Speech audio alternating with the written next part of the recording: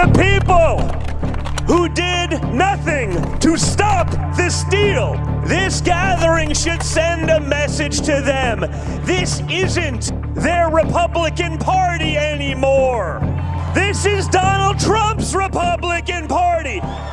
Today is the day American patriots start taking down names and kicking ass. They are trying to silence your voice. Make no mistake about it, they do not want you to be heard. We are going to take our country back. And we're going to take back this country. We're going to take back America. They can say that there's no voter fraud, but see, we know that there is. Is there any person here that actually thinks that Joe Biden won this election? Sleepy Joe Biden did not win this election. Liberty-loving patriots that will not let them steal this election. Let's have trial by combat. We will never give up. We will never concede. It doesn't happen. You don't concede when there's theft involved. You'll never take back our country with weakness. You have to show strength and you have to be strong. You can be a hero or you can be a zero.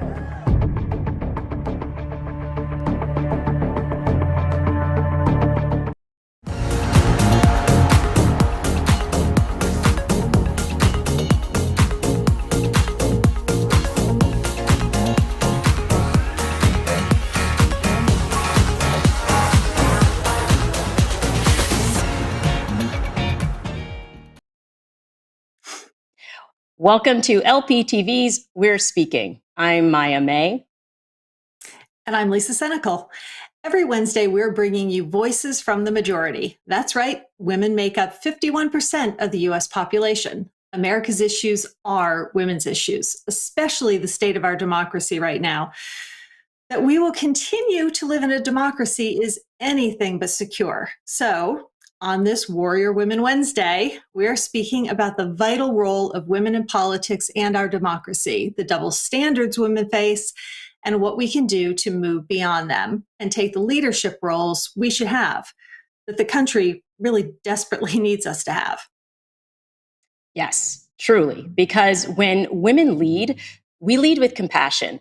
In her book, She Will Rise, tonight's guest, former Congresswoman Katie Hill, writes, women in elected office overwhelmingly support and govern based on values of equality and fairness. That's really important right now, because with the surge of voter suppression bills, with the sole purpose of preventing equality, I mean, this is a hot topic. And the fight for voting access has shifted to Texas. It's the same shit, different state. You know, Senate Bill 7. Backed by Governor Abbott, will make it illegal to send applications for mail-in ballots, do away with recently used 24-hour voting, which made it possible for people to be able to access polls, shift workers. And it's crazy to me because Walmart is open 24 hours, so why not voting? The goal should actually be to make it easier to vote and more accessible. The reality is the strategy truly remains the same. Keep Black and brown people away from the polls. Abbott says it's not about race, calling it a race-neutral bill, that it's colorblind. It's just clearly targeting people who are likely to vote Democrat, and they just happen to be Black and brown. And his lieutenant governor issued a statement in which he criticized American Airlines for speaking out against the bill. He said, Texans are fed up with corporations that don't share our values, trying to dictate public policy.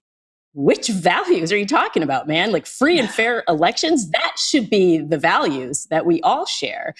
And he doubles down on his bigotry and conflates this with, this is the same American Airlines that in 2017 led the fight to try to force us to allow boys to play girls' sports in Texas and take away their scholarships. Are you fucking kidding me? Like, it's like he just sat there and thought, I can't get people riled up about voting rights, but hey, maybe if I get this transphobia going, it's just not American. And they're not stopping with legislation. They're actively recruiting suburbanites to go poll watch in the inner city to stop the fraud that never existed. They actually said, we're trying to build an army here, 10,000 people in Harris County. That's crazy. That's absolutely crazy. The fraud was never proven. And if that is your strategy, to build an army to keep people from voting, no. That's not a strategy. And companies in Texas need to speak out about it. And given the disaster that is Texas infrastructure, and there's an influx right now of companies, largely from California, the majority of companies, according to White Texas CEO Ed Curtis, are actually moving from California. And so I guess it's quite possible that all the delegates in Texas are kind of in play right now. And so I think it's time for the companies to start speaking up. I'm not sure. What do you think, Lisa? Are they going to speak up? Will they? Some yes, some no. It seems like it should be more. Companies have a responsibility to their employees, and employees have a right to demand that their employers stand on the right side of racist voter suppression efforts where they live and work. Now, AT&T CEO did issue a statement. He spoke out against voter suppression bills moving through Texas. The CEO, John Stankey, didn't make that up, issued a statement, but not to be confused with an official statement from AT&T. This was a personal statement by him. AT&T is still silent. Hopefully, they'll answer the call soon. Now, this has all made Mitch McConnell none too happy. And to that I say, I really don't care, do you? Mitch wants corporations to stay out of politics, but McConnell's finding out corporations kind of don't care what he wants either. They want to be on the right side of history. And let's not kid ourselves, they really want to be on the right side of their balance sheets. So their customers really matter. And this past weekend, when Trump was going off script on a 45-minute grievance fest at the RNC's event, more than 100 business leaders and CEOs were meeting to discuss actions to take against Republicans' voter suppression bills. Companies you might have heard of like Viacom, AMC, LinkedIn. The GOP and Tucker Carlson can cry cancel culture, but customers deciding where they want to spend their money is just good old-fashioned free market capitalism, something Republicans used to claim they supported. Seems the GOP is tossing capitalism out with decency, personal responsibility, and, democracy in general. Whatever gets in the way of their pursuit of power has got to go. Call me crazy, but I don't think Republicans are going to succeed by alienating corporate donors, infuriating Black and brown voters, stating publicly that you don't want students in college to vote. That's what the Mississippi Secretary of State did last week. And then to top it all off, they declared April Confederate Heritage Month in Mississippi. That was courtesy of Governor Tate Reeves. If you didn't hear about it, it's because Tate tried to kind of squeak this in on the down low and do a quiet proclamation, which seems like an oxymoron to me. But instead of posting it on the state's proclamation page on their website, he decided to quietly put it out on the Facebook page of the Sons of the Confederate Veterans. So have to give props to the Mississippi Free Press for that find and calling it out. Thank you guys for staying on the watch.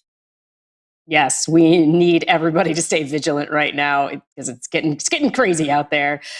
Super excited about our guest tonight. She's a true warrior, former Congresswoman from California's 25th Congressional District, Katie Hill. And we asked, women have tremendous strength and resilience, and too often they aren't recognized. We aren't recognized for our achievements. So we asked you to tell us stories about women who've made a difference in your life. Activists, artists, athletes, family, friends, congresswomen. Tell us about them. You have done that to a wonderful degree, so we want to share some of those with you. Twitter user Old Wise Crone replied, hashtag RGB, nothing more needs to be said, hashtag superheroines. Keep those coming. You can give us a ring at 646-374-8339 and leave us your thoughts. Tweet us using hashtag We're Speaking or leave us a comment on Facebook. Keep them coming, guys. We do read all of them, listen to all the voicemails, and they're really wonderful. We sure do. And stay tuned because coming up, we have Katie Hill. I am leaving now because of a double standard. I'm leaving because I no longer want to be used as a bargaining chip. I'm leaving because of a misogynistic culture that gleefully consumed my naked pictures, capitalized on my sexuality, and enabled my abusive ex to continue that abuse, this time with the entire country watching. She'll talk about her new book, her PAC, and why it's crucial for women to run for office. Plus, we also have the Offs Award, and we'll be playing Republicans Against Democracy again. But first, you're speaking about women who made a difference in your life. I wanted to talk about an activist, Joy Alessi, and she is the director of Adoptee Rights Campaign. I've worked alongside Joy for the last 5 years at Adoptee Rights Campaign, and she did a phenomenal job of leading. She's like myself. We were both impacted adoptees that had been denied U.S. citizenship most of our lives.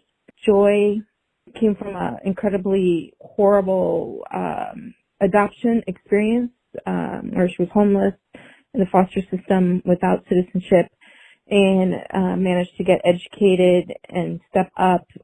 She at one point did an internship in Congress. I think that was last year, and just took this issue and put it in the forefront, and we got into a lot of publications, newspapers, TV. We were on NBC, but she's done a phenomenal job of leading and bringing awareness and helping get the Adoptee Citizenship Act introduced.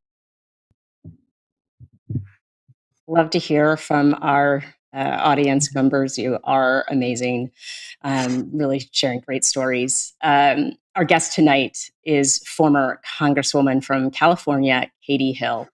Elected in 2018 as one of the youngest members of Congress, flipping her district blue in the process, she was a rising star in the Democratic Party, only to have her time in Congress cut short after an abusive ex sent photos of her to a right-wing website.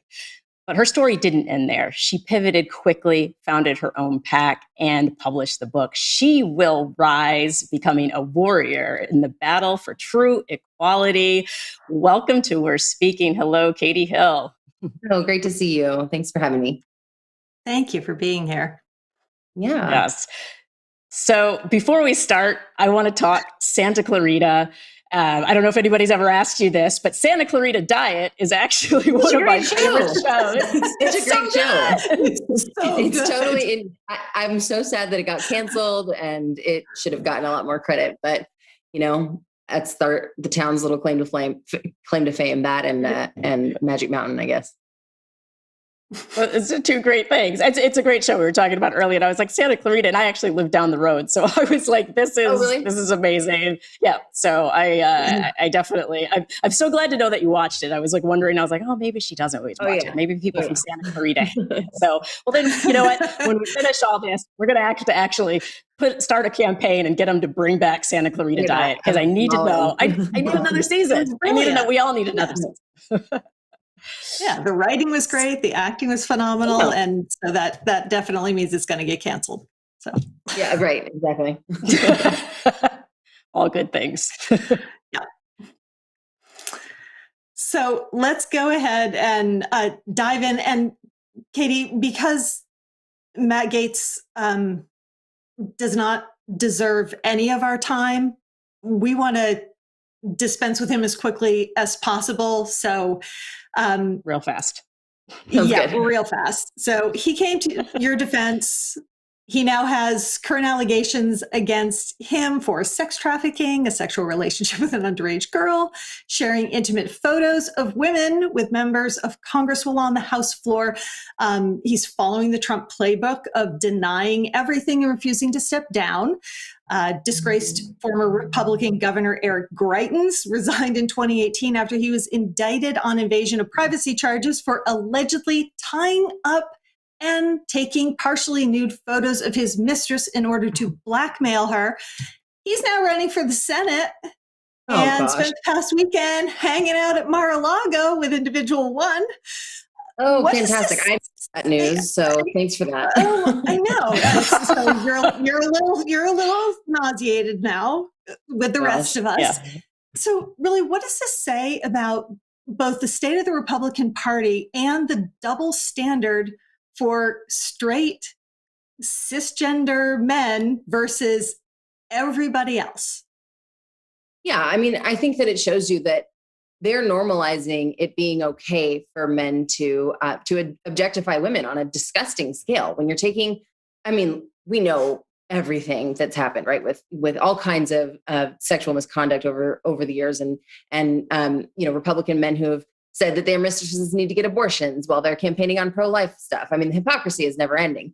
But this one is where it got to me with Matt Gaetz, when he defended me supposedly for being the victim of revenge porn. And well, revenge porn is not the same thing exactly. It's still the non-consensual sharing of private photos, of intimate images. And so when he did that, when he was accused of that, or when that started to come forward by multiple different sources, and when I saw that he used my name in an op-ed to try and, I honestly don't know what he was trying to do. It was, I guess, just drag me into it, or, say that, oh, well, I defended her. So I really don't know. But that was what made me write the op-ed and basically decide that, oh, my cat is on the computer now. So I'm hoping he doesn't. Oh, we want him to join. Bring the cat in. Make me feel better when my dog starts barking. Yeah. Archie. Well, he'll come around. He's not going to let me grab it without destroying everything else. But anyway, so yeah, Matt Gaetz is great. That was sarcasm, in case anyone needed. Yeah,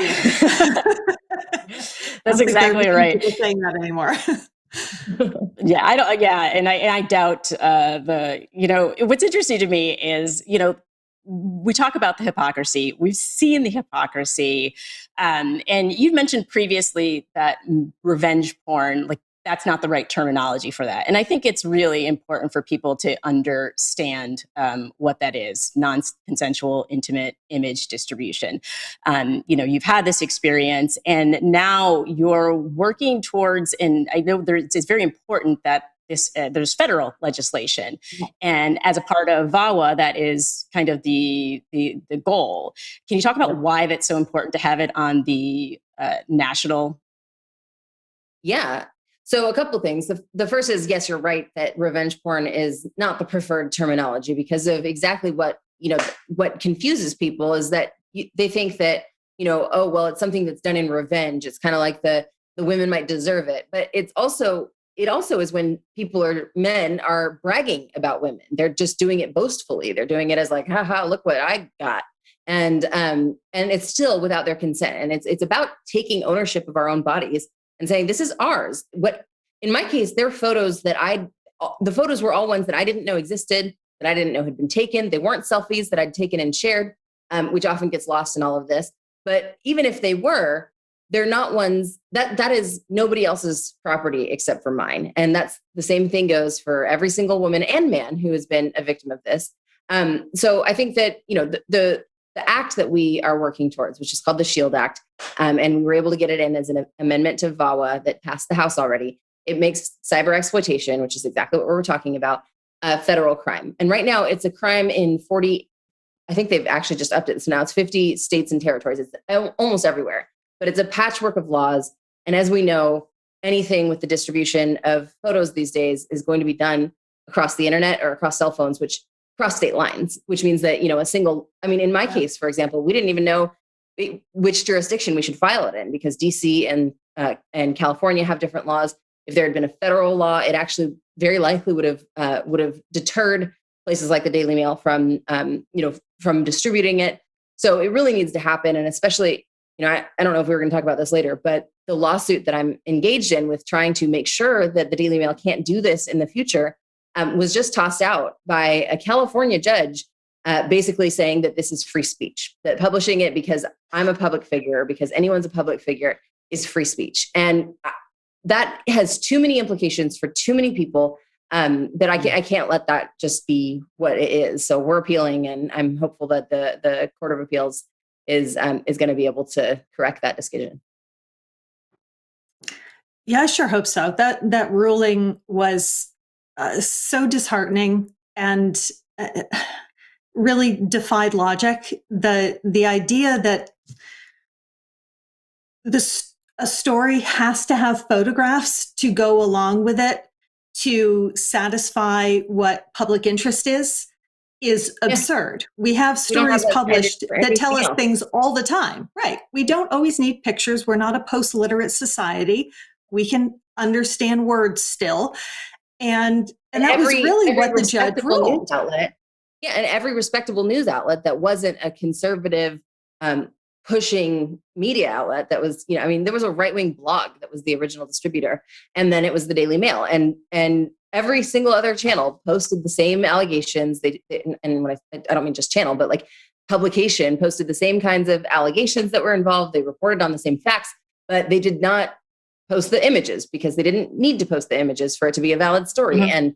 And it was simply to sensationalize things. It was simply to completely undermine my I don't even know what the word is that I'm looking for, but it completely just gets rid of your self-confidence completely. It strips you of any of your autonomy. Mm-hmm. And it ultimately shamed me into resigning. I had, mm-hmm. I knew that more photos were being threatened at being out there. And so I ultimately decided that I needed to step down for my own sake and everybody else that was impacted. But yeah, that cannot be the future for women who decide to run for office. That if you're putting yourself into that limelight, that any ex that you might have that could have taken pictures of you or that you might have sent pictures to could decide at a given moment's notice to sell those to an operative to some opposition research firm who then leaks it to right-wing press. I mean, that's the reality. And the judge said that that's okay. That's in the name of free speech. So we can't have that. And so we're appealing and I'll probably be paying legal bills for the rest of my life, but I think it's so important. And I'm committed to following as far as we can.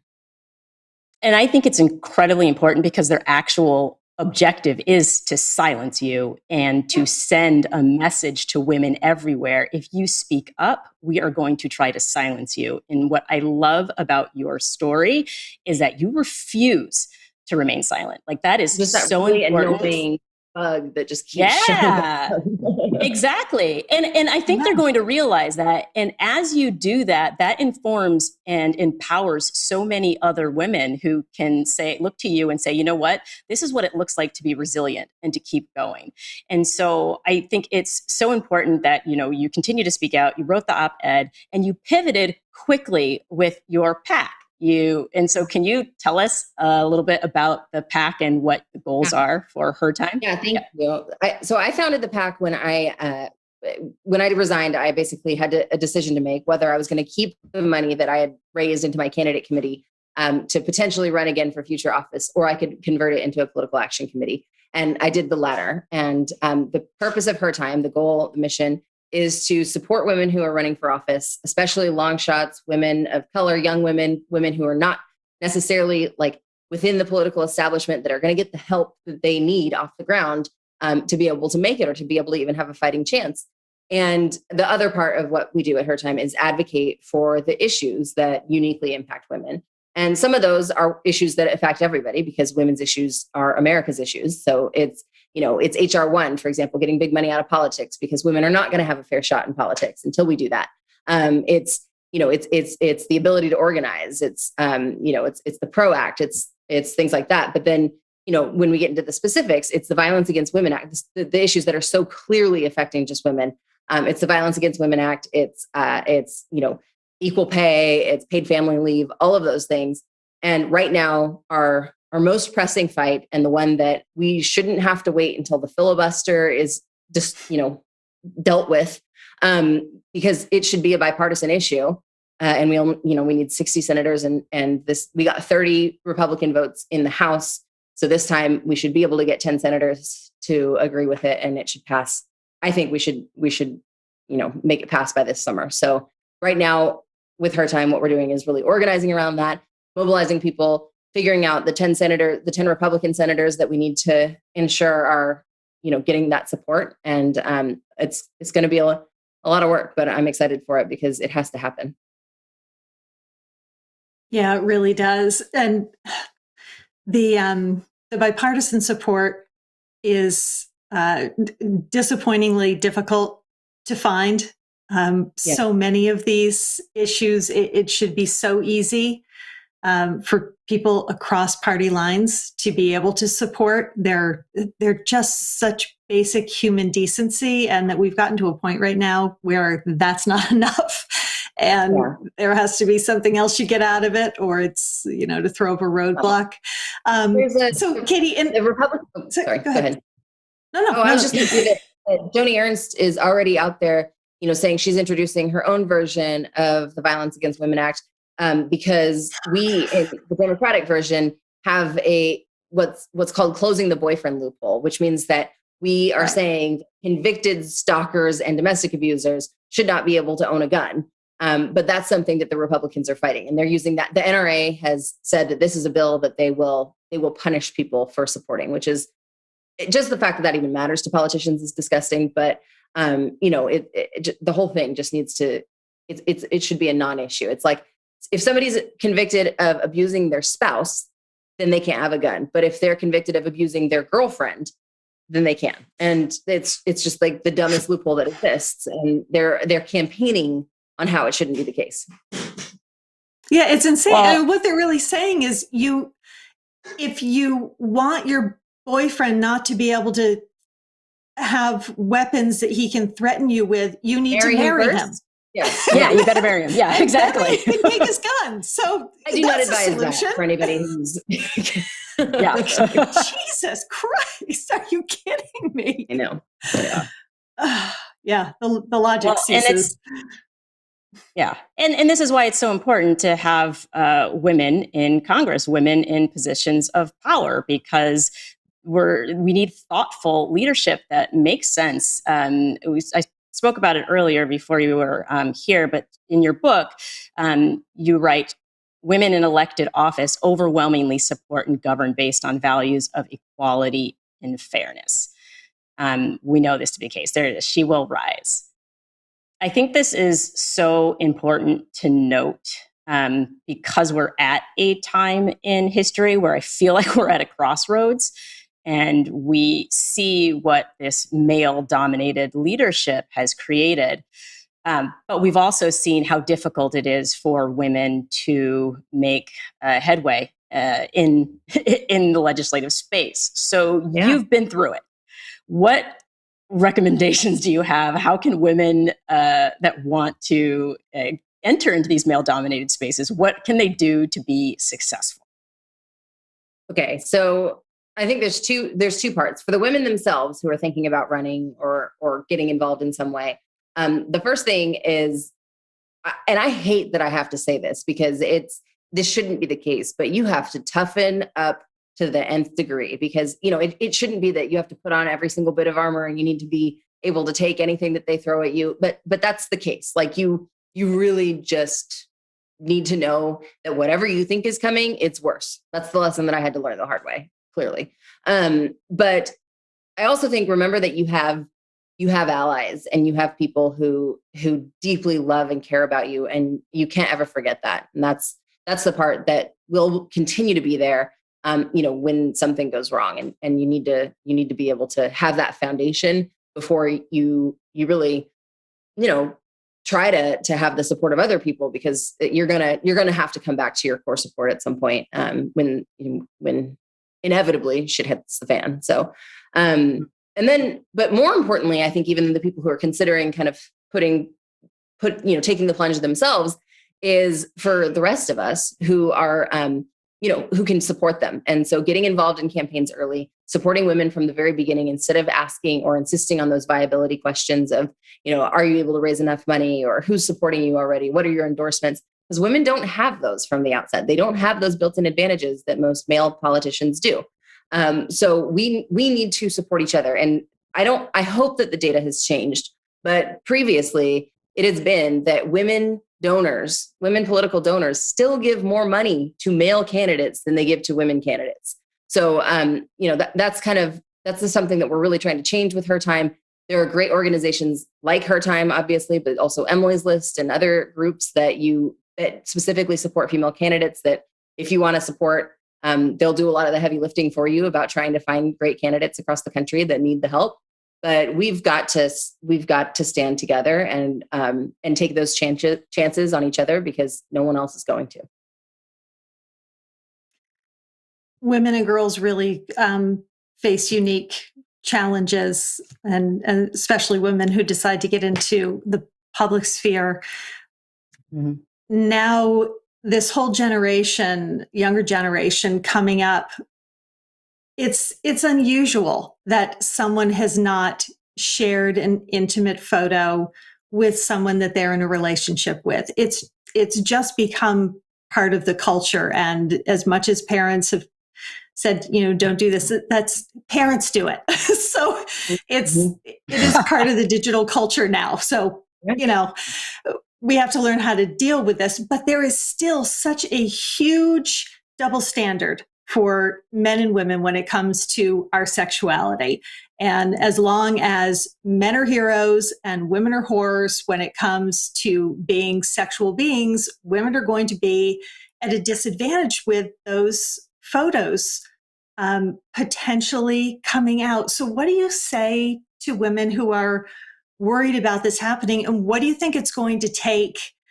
Does it take a couple of situations where photos come out and women just stand in it and say, yep, that's right. I mean, those are photos of me.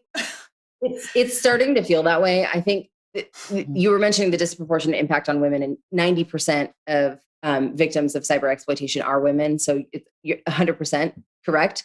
But there's also a disproportionate impact on the LGBTQ community. And that especially is the case when we're talking about, just that sexualizing of people, and that like kind of labeling as, whores or just whatever outsider kind of, taboo type stuff that can be associated with. And so I think we just have to remember that. But to anybody who is frankly under the age of, I guess probably 30, is really like, I mean, I've become kind of an old, I guess this is just what happens. I'm an older millennial now. And I think that almost everybody who's younger is going to have had photos at some point, whether, if they're not naked, then they could be otherwise intimate, right? And so I do think that we're probably going to just have to see more situations like this. And that's why I feel so determined to follow through on this lawsuit and change the law so that this cannot be the precedent that's set. I mean, otherwise, what are we going to advise women to, before you run for office, go ahead and release your own nudes so that you can at least have the control over the narrative? I mean, go do a photo shoot. Like you've seen those boudoir photo shoots. I'm like, okay, maybe that's instead of your campaign photos, just do those and be like, I'm owning it. I mean, I hate that. I don't think that's okay. And that's not something that we should be expecting of people, but that's the direction that if we don't do something now, if we don't stay, this is unacceptable, then it's at some point I'm going to be giving that advice, and that's not okay. Right. Yeah. The comedian in me thinks that's great advice, to be honest with you. Well, I will say to anyone who wants to do that, go for it. Well, and that's kind of what I like about, the younger generation now, right? In like Cardi B, Megan Thee Stallion, hugely influential in pop culture, but also in politics. Megan Thee Stallion was getting out the vote, and they are all about ownership over our own bodies and our own stories and our own narrative. And so, jokingly, I say it like, but at the end of the day, we have to start controlling our own narratives. Yeah. We have to start controlling how we are perceived in public. And so I think part of the reason they're so popular is because they do that. And even, with Lil Nas X doing the same thing for the LGBTQ community and coming out and standing in his truth. And so I think it's actually, hugely important for people to do that. Hopefully that's not going to be the advice that you have to give. Though the way things are going, I wouldn't be shocked. Yeah, I think the more that people do that in every sector, whether it's politics or otherwise, where you are just truly yourself, where you are able to own your body, your sexuality, every bit of yourself, I think we're getting there more and more in non-political contexts, but hopefully we'll be able to get there more on the political side too. And that, that in no way should be compared to the stuff that we're seeing with abusives of power or with Matt Gaetz or anything like that. We're talking about people just being themselves, right? Mm-hmm. We have seen so many comments since we started putting stuff up on social media that you were joining us tonight, with women who wanted you to stay, who've said, she didn't do anything wrong. And all the men who do horrific things like Matt Gaetz and Trump and Greitens and Duncan Hunter, Jesus, the list is just so long. They stand there and they deny that they did anything. And then even if it's exposed, they refuse to leave. They just are going to stay until they're forced out. There are far fewer women in Congress. So I think that's part of the reason that it hits so hard for women when a woman does step down. Do you still feel, with hindsight, was it the right decision for you to have made? And do you think, do you ever think about politics in your future? Well, I certainly have.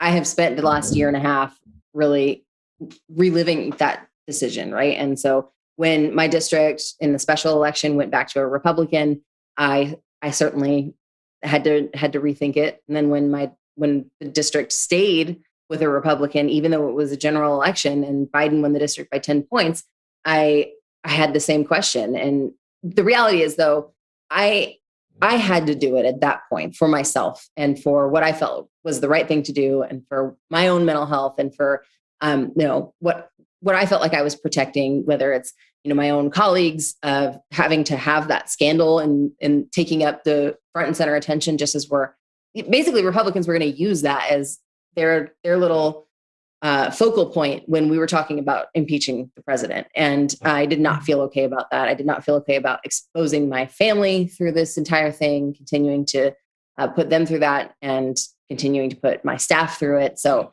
I do still feel like at the time that was the decision that I needed to make. I think if I were if I'd been in this field for longer, if I were older, if I had not just come out of an abusive relationship, and if I had been more just kind of secure in where I was, then I might not have made that same calculus. I might have been able to just stand in it and say, you know what, I made a mistake, but this is not resignation worthy, and I'm just going to wait this out. But I didn't have that at the time, and I have to make the best of it. But I do know that I have not written out politics in the future. I don't know when or if I'll. Well, I don't know what exactly that will look like, and I certainly don't have a timeline in mind. But I think that it's important for people to know that you can come back too from something like this, and if it takes me doing it to show that, then that's what I'm going to do.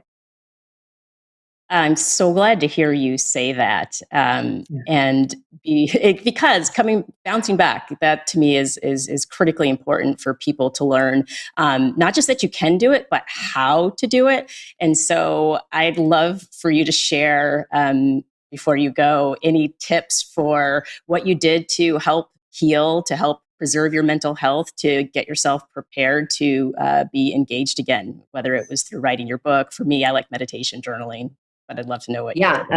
Lots of meditation, lots of therapy. Honestly, so much time with my mom and my sister. We had my 2 months after I resigned, my mom had to have brain surgery, and my brother died of an overdose. So I had just multiple traumas within a 3-month period, and so healing from that it really did bring me and my mom and my sister and my grandmother so close together. And I had to lean on that in such a huge way.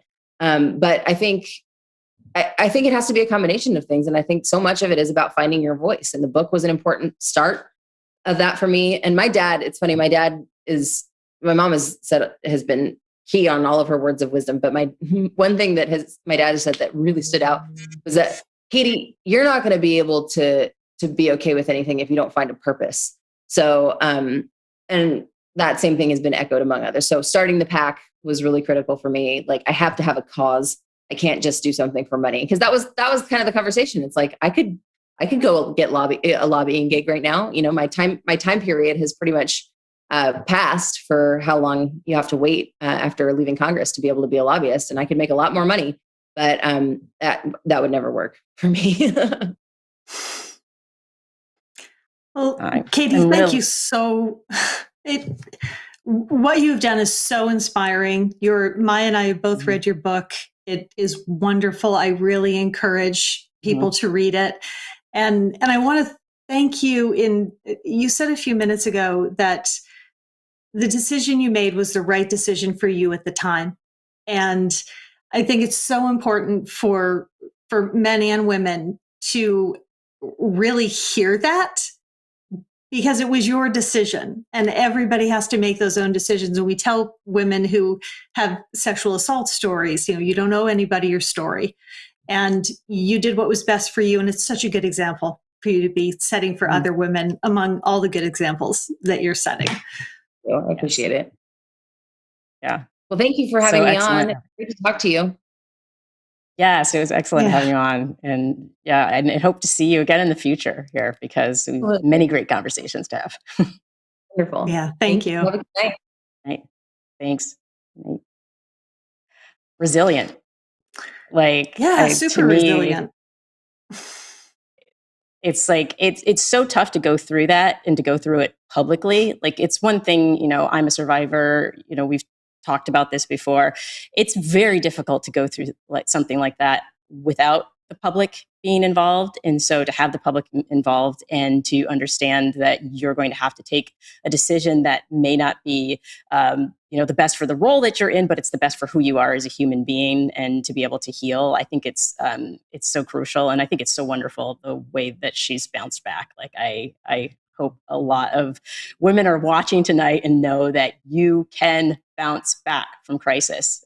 You just have to rely on the support of allies, friends, and family, and they're going to be there for you. So, yeah, and we have to remember that you're going to have a life after whatever the incredibly difficult situation is, and your story doesn't have to end there. And you don't need to be known as your biggest mistake or your biggest regret. There's so much more after that. And she is doing such a beautiful job of showing, especially women, but showing everybody that, God, we're human. We do things that we wish we hadn't, but we all have to give each other a little bit of grace.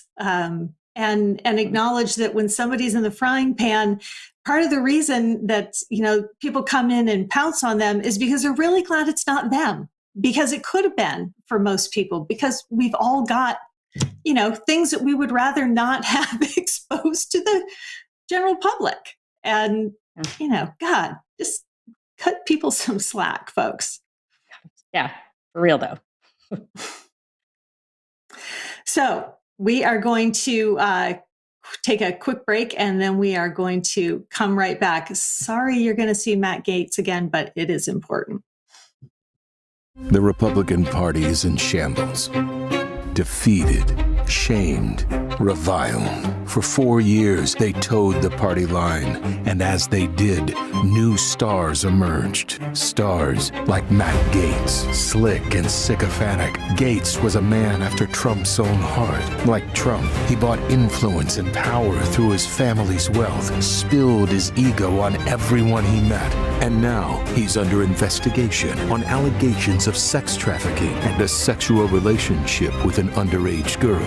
Gaetz won't lose the support of his mentor over this, and the Republican Party still does what Donald Trump says. They got into bed with a madman, and they still believe they can outlast the stain of Trump's legacy. But some things can't be washed away. Some things are just too dirty.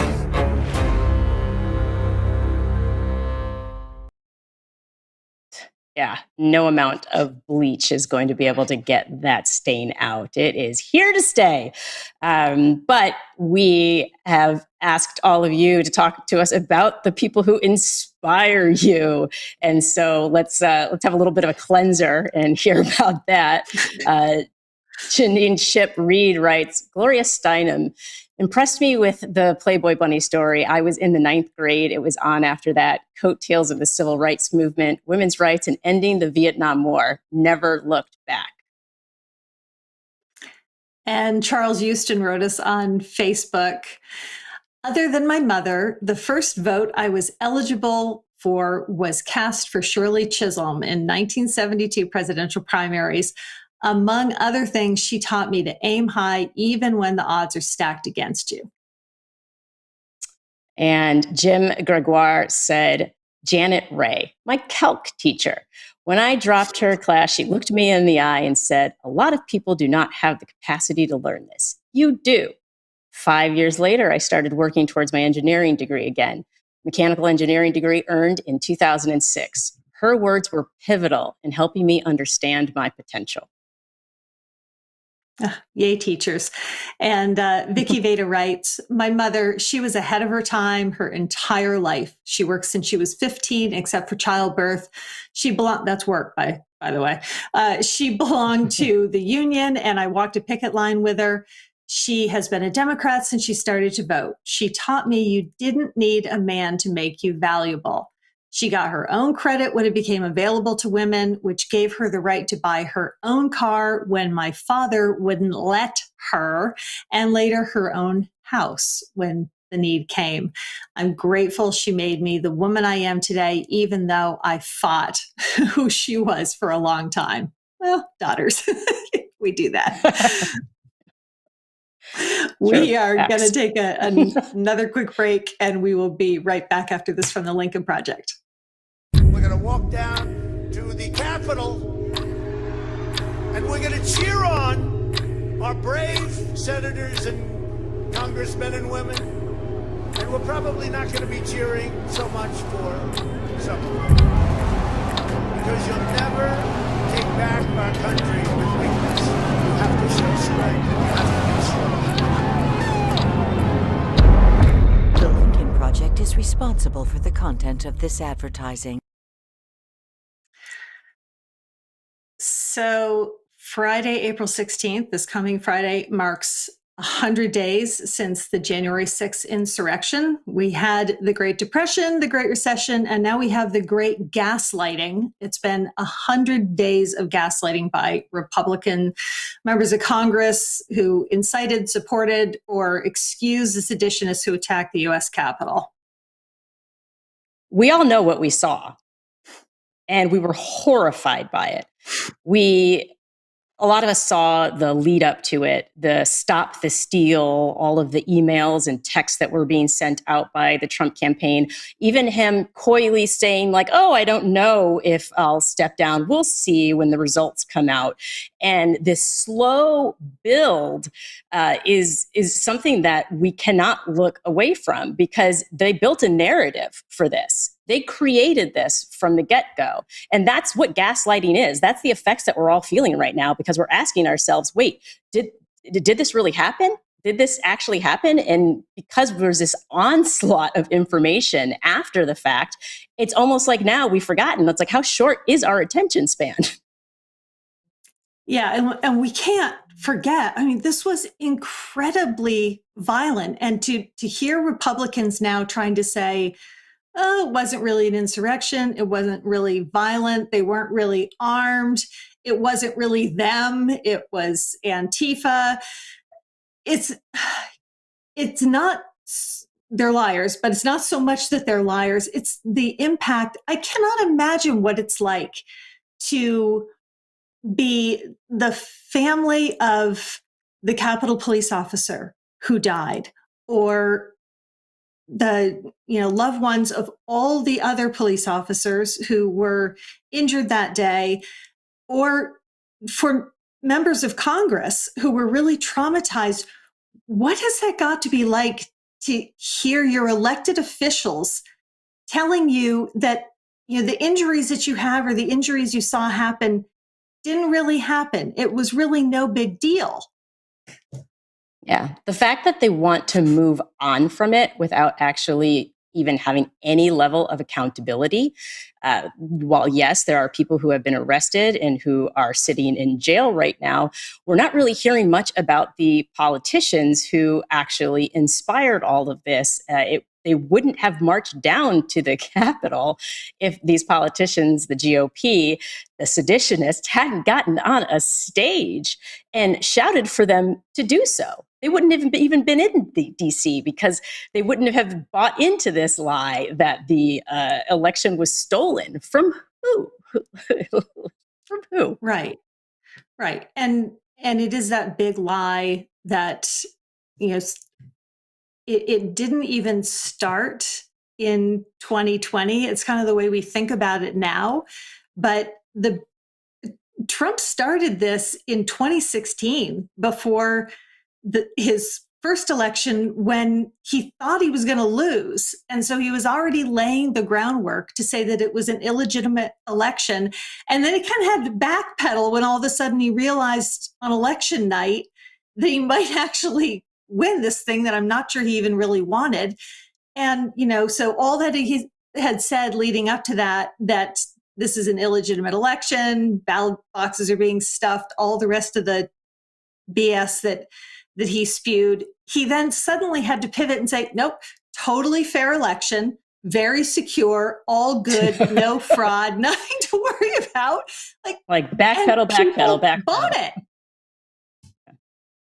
Yeah. And, the fact that our democracy is a plaything for Donald Trump is not surprising. It's not shocking. Everything to him is a plaything. But you'd like to think that when it's our democracy that we're talking about, that people would actually stand up to him, that people would stop and say, wait a second, no, not this. And I think that's the part that is the most concerning, is that it's every single time there's something that's big that happens and we say, okay, this is it. People are finally going to wake up and realize that this is not okay. This is not these aren't American values. These aren't Christian values. This is not the kind of world that we want our children to live in. But instead, there's so much noise, a lot of it purposely created to kind of calm us and make us forget all about what's going on. Another, crisis pops up. There's always something that happens that gets our focus away from the fact that there was a violent insurrection on our Capitol just 100 days ago. Yeah. And, as much as most Republicans would like everybody to forget that happened and to not continue to talk about an election being stolen, because that being talked about helps Democrats make folks understand where all of these voter suppression bills are coming from, because it's the big lie that created the whole basis for these insane, racist Jim Crow bills that are being put forward all across the country. 48 states now have these bills being considered, and Georgia's already passed one, and Michigan's looking for an end around Governor Whitmer, and Texas is considering these. And, they don't want to talk about the big lie. And then you've got Donald Trump this past weekend, because he can't stop bitching and whining and sharing his grievances about how wronged he was. And God forbid he ever acknowledged that he actually lost the election. He's still pushing the big lie. It's incredible.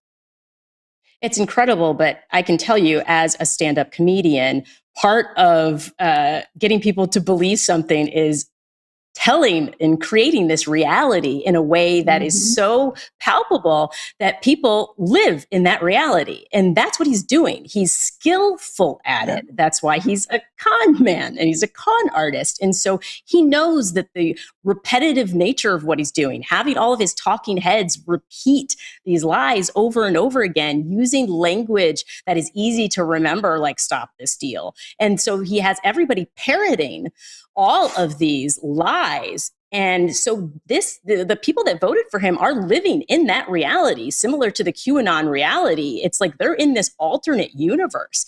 And I think that's what a lot of us don't understand, is that they're elsewhere. That's why we can't reach them, because they are not on planet reality anymore. And I think those of us who are used to living in reality have a hard time understanding that there are some people who don't and prefer not to at this point, because the reality is too brown or too gay or too anything that doesn't align with what they believe is the right way to live. Yeah, we really have we have the Republican Trump supporters who are completely willing to embrace the most wackadoodle conspiracy theories. And then you have folks on the other side who, the Republicans and Trumpism, they've really benefited from our failure of imagination, our inability to believe that the things that have come to pass would actually happen. And just as you were saying a minute ago, we keep getting to these points where we say, oh, this is the one. This is the time. The line's been crossed. People are going to wake up. It's all going to change now.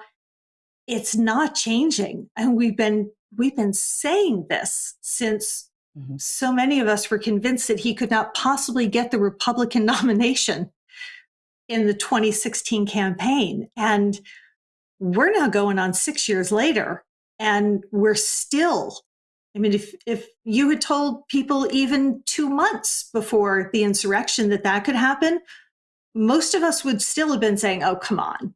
Like, yes, he's horrible. Yes, but, the guardrails and democracy and Republicans will finally stand up. And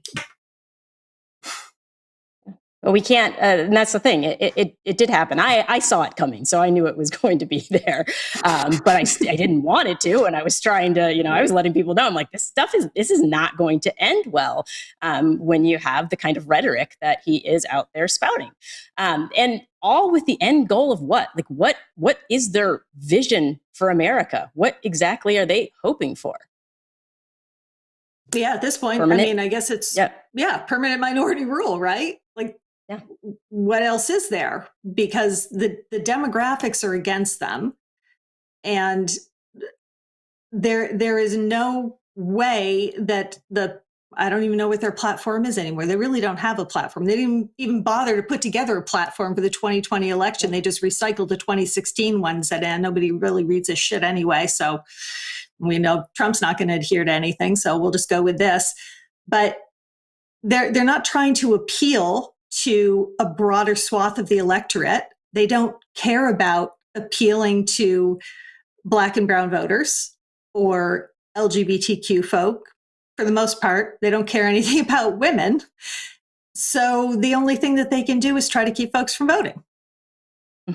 And get their base riled up and angry and fearful so that they can control them, which is why you have the Tucker Carlsons of the world out there spewing flat out racist ideas and theories like this great replacement theory that we're hearing echoed from, white nationalists and now on Fox News. Yeah. And today on the floor of the U.S. House, when a Republican rep from Pennsylvania was actually spewing the great replacement theory in our House of Representatives, it's really, really staggering. Folks, we can't forget what happened 100 days ago. We can't forget it in another 100 days or another 200 days. This is not secure. Our democracy is not secure. And it's going to take all of us, freedom-loving Americans, people who still truly believe in democracy, to stand up and speak out, get involved, and really be willing to acknowledge how fragile our democracy is and that we've got to fight for it. Yep. The Lincoln Project will not stop fighting to preserve, protect, and defend our democracy. So we are proud to have you standing with us in that. We are going to go to a quick break and come back with our nominees for the OFF Awards. This is going to be a fraud like you've never seen. The only way we're going to lose this election is if the election is rigged. I think mail-in voting is going to rig the election. The only way they can take this election away from us is if this is a rigged election. This is the greatest scam in the history of politics. Are you suggesting that you might not accept the results of the election? I have to say it. Will you commit here today for a peaceful transferal of power after the election? Get rid of the ballots and you'll have a very there won't be a transfer, frankly. There'll be a continuation. The election is being rigged, but we are going to stop it. We're going to beat the rigged system. We're going to beat the rigged election. We are not going to back down.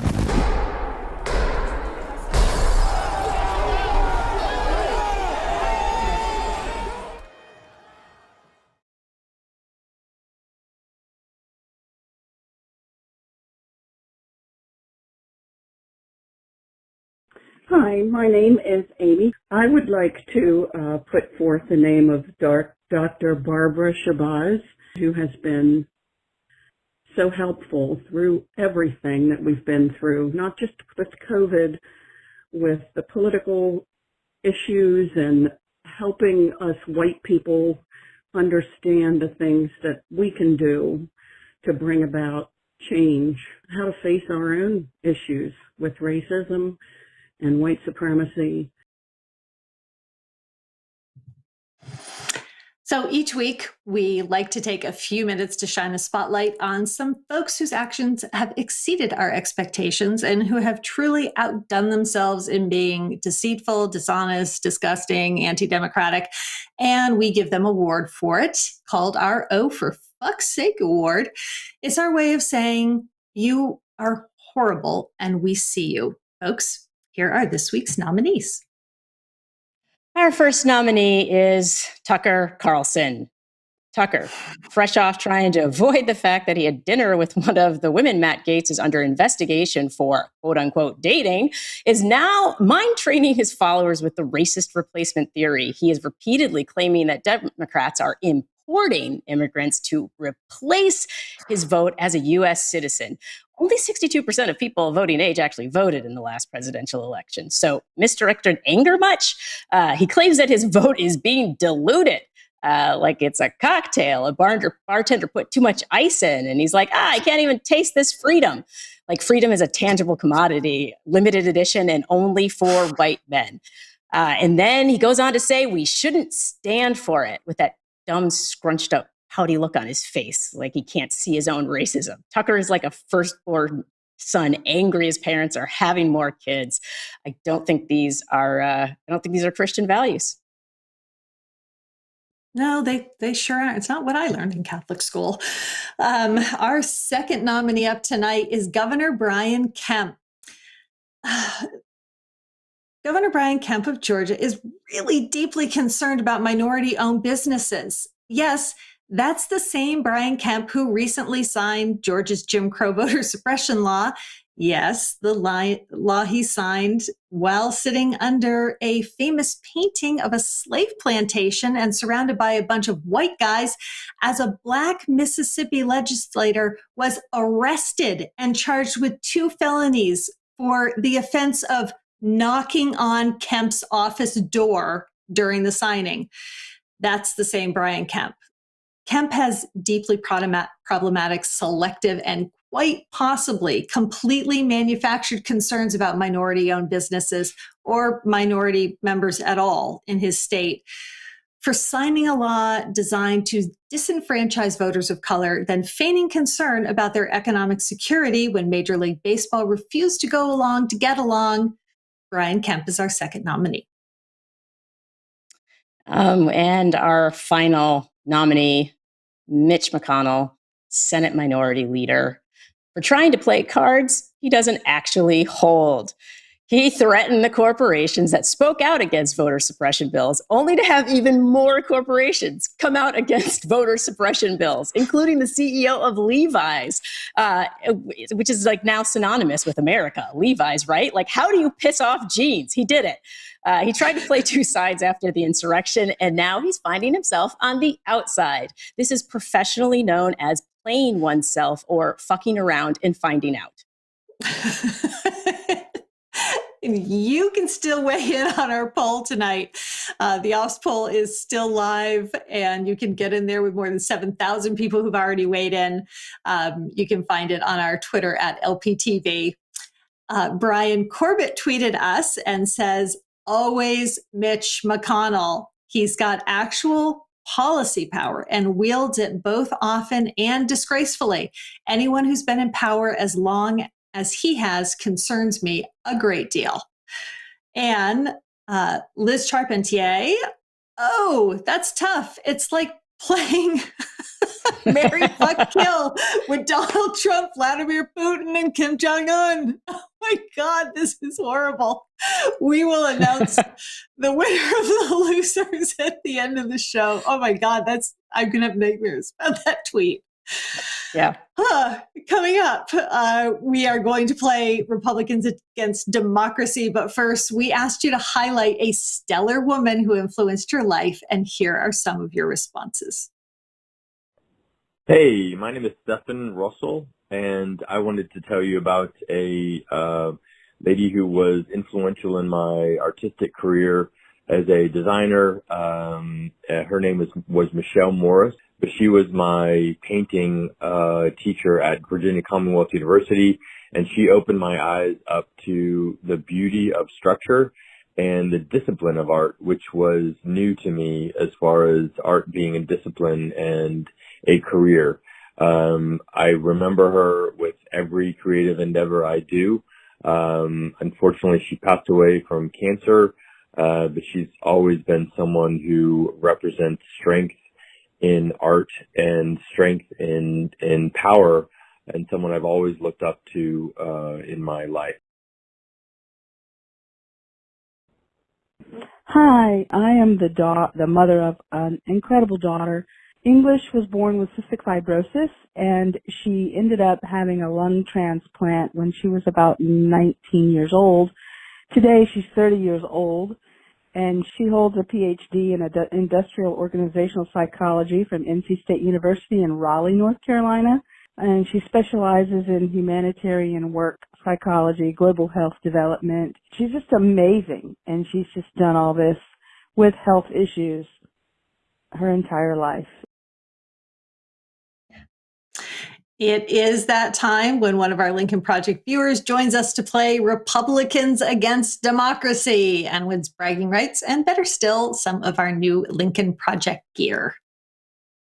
Yes, and this week joining us is Aaron from Chicago. Welcome to We're Speaking. Tell us, I know you, but Lisa doesn't know you, so I say don't hi. know you. Hi, Aaron from Chicago. Hi, how are you all? I missed it. I was just choking on water just before this, so I am fine. It looks like I'm crying because of how terrible the world is right now, but it's just me choking on water, so I'm fine. As long as it's only choking and you're not actually crying. Yeah. Are you all right? Okay. I am all right. I'm ready to play. Okay. All right. Aaron, are you ready to play? I'm super ready, yeah. All right. Okay, here comes the first category. It is Unhappy Anniversary. The question is, the anniversary of what event is Friday that has Republicans desperately trying to rewrite history? Is it the 100-day anniversary of the January 6th insurrection? The ratification of the 15th Amendment giving people the right to vote regardless of color?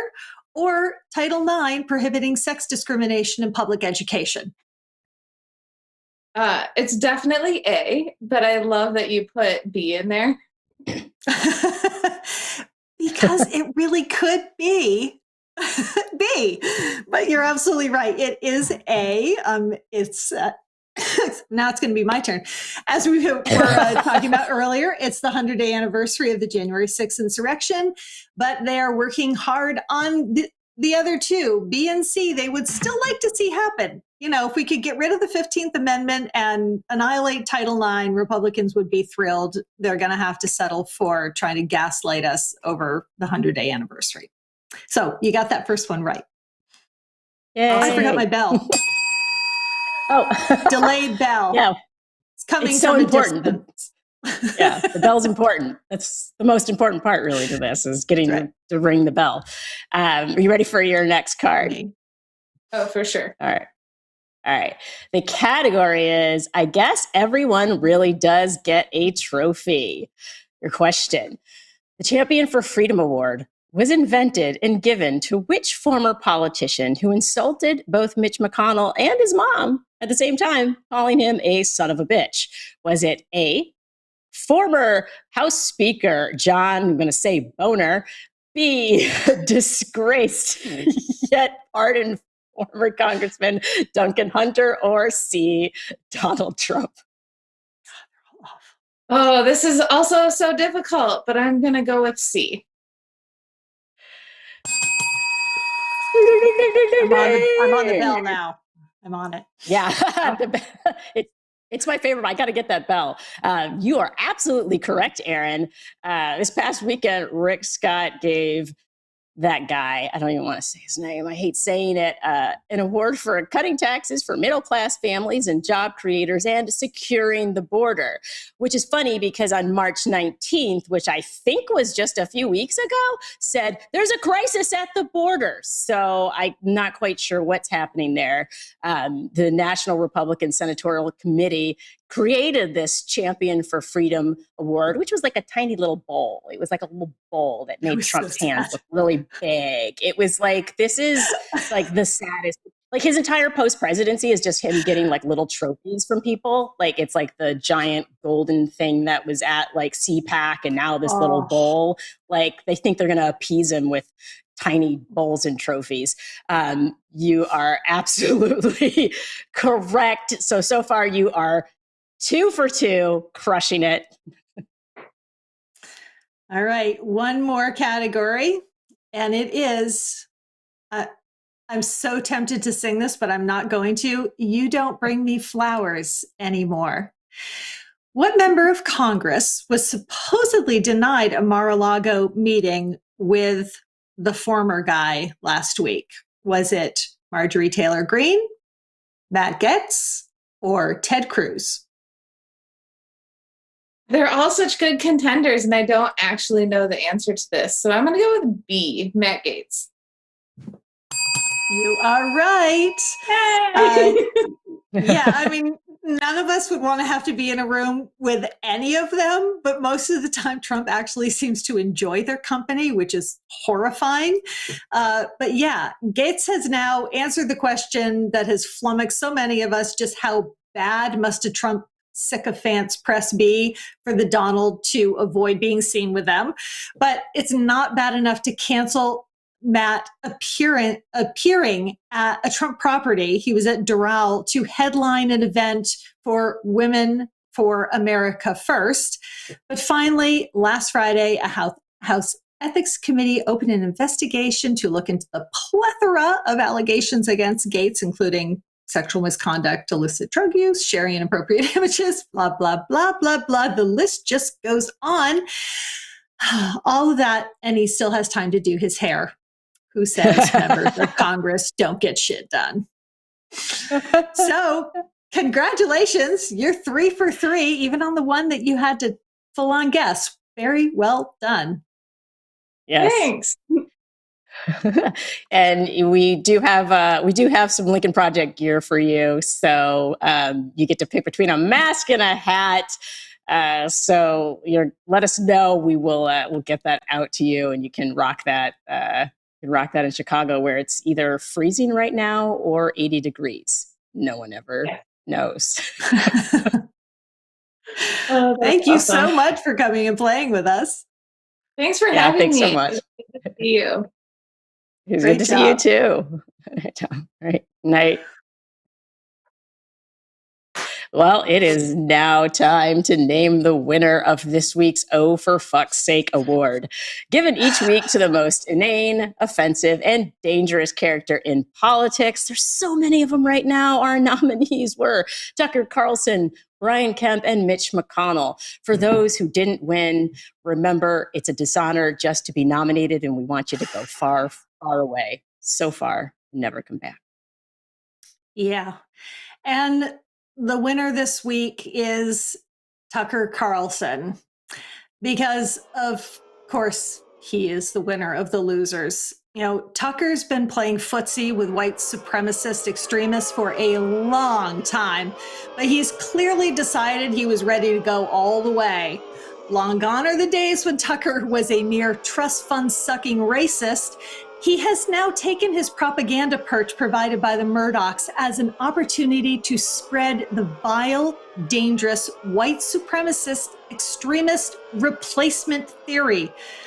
Tucker Swanson McNear Carlson is an entitled, angry TV dinner heir who attended La Jolla Country Day School, St. George's School, and Trinity College, and now claims his power, privilege, and vote have been replaced by some impoverished child from Central America who was allowed to go live with his grandmother in Arizona rather than be murdered because he refused to join a drug cartel. And here's why Tucker's spewing replacement theory is so dangerous.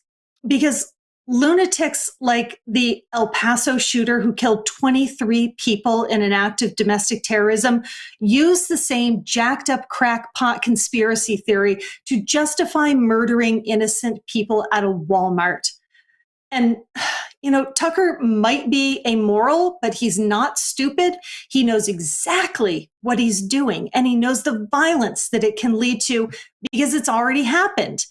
His reaction to criticism is to cry like a kid whose parents invented the Hungry Man dinner so they could plop him in front of the television and they wouldn't have to talk to him. You know, Tucker, you're not being canceled. You're being called out.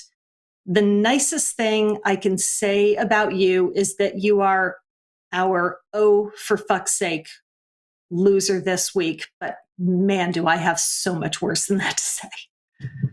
So much worse, yeah. And you'll probably have plenty of opportunity to do so because he's just going to keep doing terrible things until we get him off the air. Tucker Carlson, he is 100% committed to dividing America by convincing his viewers that they're being replaced. But we here at We're Speaking in the Lincoln Project, we are 100% committed to identifying ways we can make a difference in our daily lives and the lives of all Americans. And so here are a few things you can do. Check on Texas. You got to check on Texas. Voter suppression affects all of us. Continue to put the pressure on, especially on the companies that have influence there. And I'm looking at South by Southwest, by the way, because they haven't spoken up about this at all. And so we definitely would love for them to use their influence. Our voices matter as consumers, employees, and tourists. They matter. So please. And also, actions must equal consequences. Remember what you saw with your own eyes on January 6th. I implore you to do that. A violent insurrection where people died. 147 Republican members of Congress didn't just buy into the big lie, they perpetuated it. Vote them out, hold them accountable. And last call to action here for y'all, be the change you want to see. We need diverse voices and compassionate leaders. We need more women in Congress. We need you to use your energy to help improve the world around you. You might be the energy that your district needs. So consider running for office because you can actually make a difference. Yeah, you sure can. Another great source of energy is watching The Breakdown. They're on tomorrow night at 9 p.m. Eastern, 6 Pacific, with Tara Setmayer and Rick Wilson, when their guest will be John Scott Railton, a senior researcher at Citizen Lab. The Lincoln Project podcast with Lincoln Project's own Reed Galen hosting. The latest podcast is up and ready to go. Reed's speaking with the former chairman of the RNC, Michael Steele, and Lincoln Project senior advisor Stuart Stevens. They're discussing the GOP's spring retreat, as well as the latest developments in corporate accountability. Plus, they reflect on Trump's big lie and storming the Capitol on January 6th as we do approach that awful 100-day anniversary this Friday on the 16th.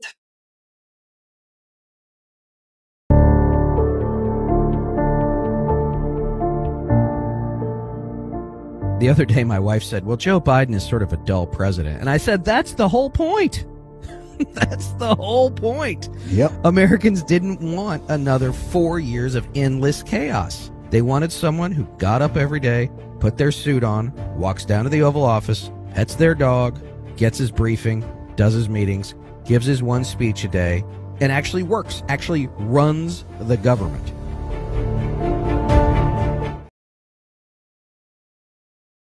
Yeah, I'm kind of down for boring. For at least the next 4 years. 8 wouldn't be bad. Bore me. Bore me. Yeah. I want to be able to wake up and not go like, what's happening? Like, Yes. Yeah. I want my blood pressure to stay at an unmedicated rate for a little bit longer. You can subscribe and listen to the latest episode of Lincoln Project podcast on Apple Podcasts, Spotify, Google Podcasts, and wherever podcasts are found. Yes. And I love listening to it while I'm running errands. And so y'all should definitely give it a listen. Very informative. It makes me smarter. It does. It does make me smarter. Sometimes I take notes. We've wrapped on, it's true, I do, I take notes. We've wrapped on 12 episodes here. We're speaking. We've covered everything from the QAnon rabbit hole to the importance of reauthorizing the Violence Against Women Act to the dangers that far-right extremism poses for our democracy. All of these episodes are up on our YouTube, so you can watch them, because now it's time for a little break for us to recharge and retool a bit. We will be taking a hiatus, and we'll be back with more episodes on topics important to you. So we'd love to hear what you want us to cover. So please share us your thoughts. You can use hashtag We're Speaking.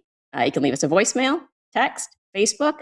You can follow us on Twitter. I'm at Maya on Stage, and Lisa is at LC Senecal. And we're both on Twitter and on Instagram with those handles, so you can chat with us there and engage with us. Yeah, we love hearing from all of you. And since Saving Democracy waits for no woman, Maya and I will be checking in with you throughout our little hiatus through Instagram, Twitter, Facebook. Let us know what you're doing to recharge. We all have to do it. And then look for us doing some live events, some behind the scenes peeks. Might have Fezzik, for those of you who don't know, my very loud, very hairy dog.